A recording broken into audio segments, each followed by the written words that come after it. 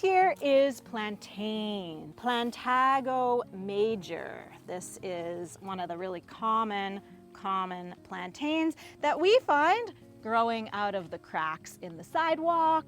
We find it growing on our lawns. It shows up at the edges of trails. It really loves to grow where we walk. And this plant, there is a native variety of it and a European variety that has settled here, and they're very closely related, so we use them interchangeably.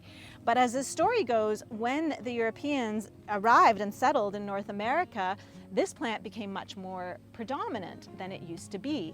And one of the common names that it got was white man's footsteps, because whenever they found the plantain growing, it was an indication that this is where people have walked. And it's maybe, maybe they compacted the soil more in a different way than the people who were living with the land here, or maybe they were just carrying more of the seeds.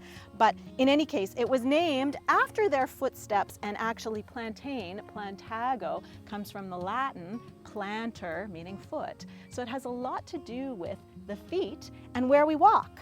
And where we walk, and of course where we drive now, is where the soil is compacted. And so the plantain loves the compacted soil, and that's where you're going to find it. And what that means is that it is available for us when we are en route, when we're traveling. Plantain has a long history in many parts of the world, being known as a traveler's herb. When people would travel by foot and by horseback, they would rely on plantain for all kinds of health uses. It's a fabulous first aid plant.